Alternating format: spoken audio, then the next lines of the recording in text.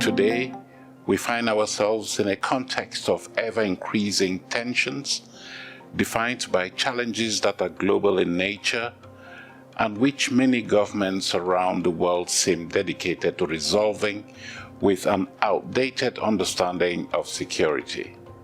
It is our responsibility, like that of our forefathers, to help shape and promote the adoption of new norms that redefine security. These norms must be grounded in an absolute compassion for the human condition and based on the guiding principle that one nation's security cannot be achieved at the expense of another nation. Basically, every initiative that would try to seek peace and dialogue instead of confrontation and conflict would be an initiative in the spirit of common security. And every initiative sort of putting human needs also at center and try to find solutions to these basic needs and security needs of human beings would also be an initiative in the spirit of common security. Stop the believing that military will solve any problem. Have we forgotten these 20 years of the fight against terror? Has military solved any problem? No. So negotiations, trust building, sitting together, looking for the moderation and mediators, thinking on small steps of human development. That is for me in this horrible situation of confrontation, the next steps. Because through dialogue, through negotiation, you will be able to solve conflict. We believe that peace will bring security. War and conflict will not bring security to any nation. We see that there is a role for parliamentarians that they have to play and engage. The world has suffered a lot of many conflicts during the last century. And we believe that there is a role parliamentarians should take a lead in when it's come to solving conflict by promoting peace. We believe that we need champions for peace everywhere. And we need to invest in creating a new generation of parliamentarians who are willing to sacrifice for peace, like what others are doing to sacrifice for creating conflict and wars.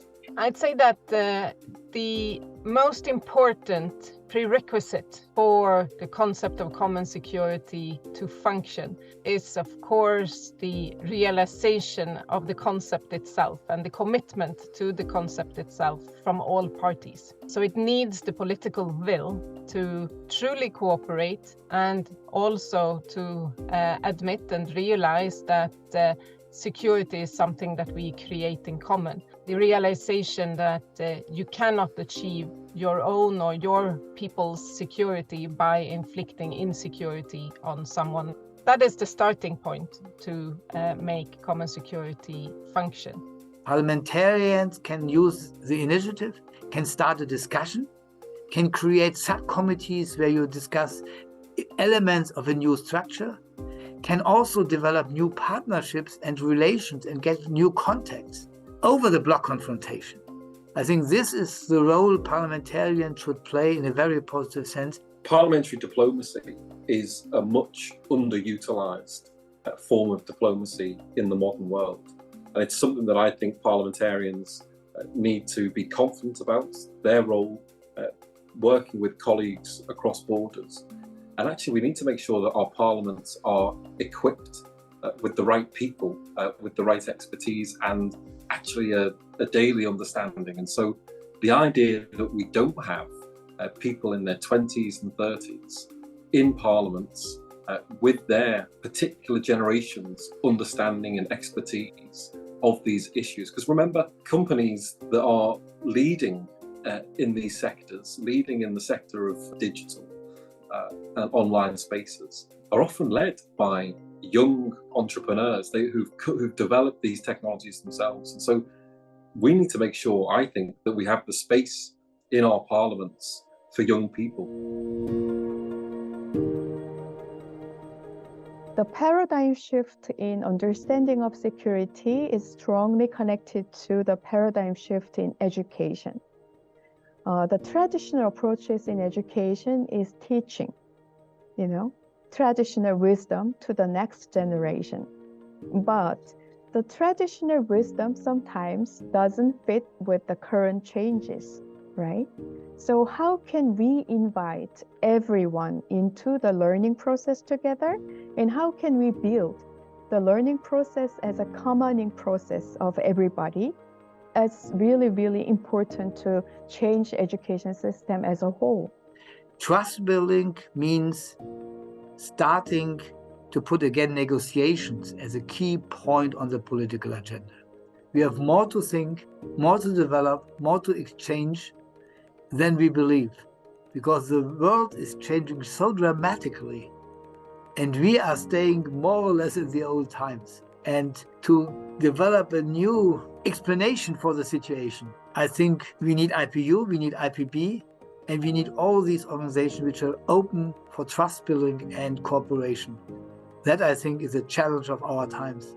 Well, look, common security, one of the arches on which common security is built is precisely things like confidence building, trusting others, seeing the actual historical record of how people have behaved, instead of having a threat perception which is based on your own insecurities as opposed to facts sometimes or realities.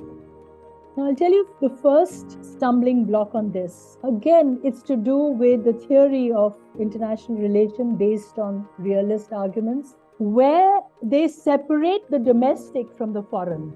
And they always used to say that domestic policy has very little to do with foreign policy, which is completely the opposite. In fact, foreign policy is completely influenced by domestic considerations. And it's also quite interesting to me, at least, it's okay to discuss the cost of everything except the cost of military defense.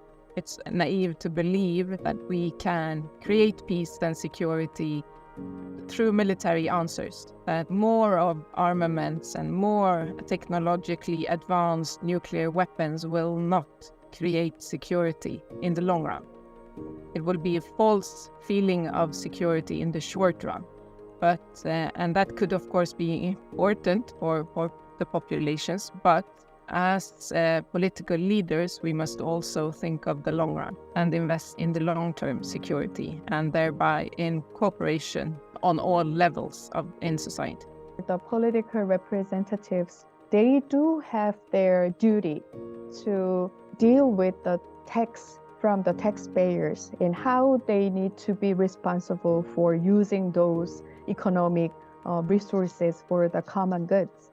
They don't link defense expenditure with social security expenditures. The fact that if defense expenditures decrease, the social benefits can actually increase. The social net can increase. And I think politicians need to explain this and take this up and also understand it themselves.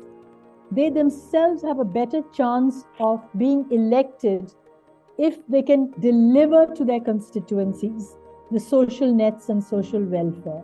I think people with decision-making power need to redefine themselves with their source of representation.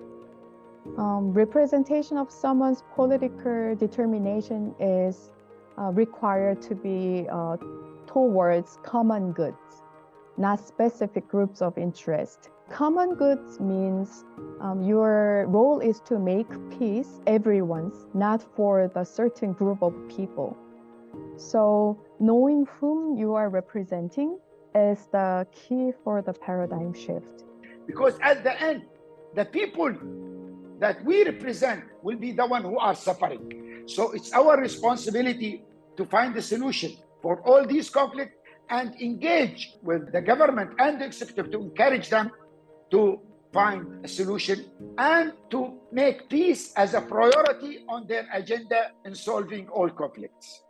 The positives that I took from this agenda of common security is really laying down some principles about peace, about common security being my country needs to be safe and secure, and so does your country. And I think sometimes when we're in conflict situations, we see good and bad, and we see the need for winners and losers, and that is actually a driver of conflict in itself.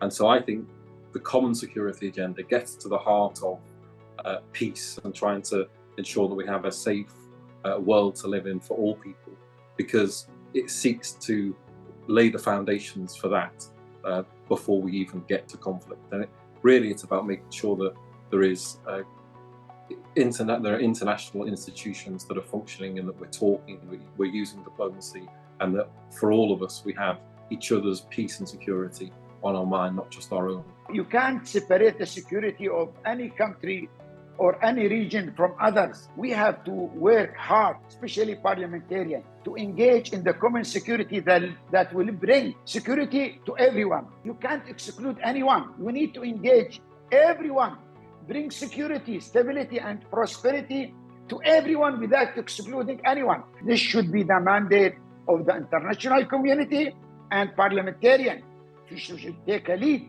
in engaging and promoting the common security.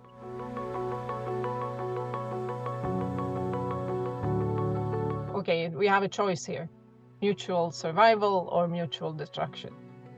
What shall we choose? The answer to that question should be easy. At least it's for me.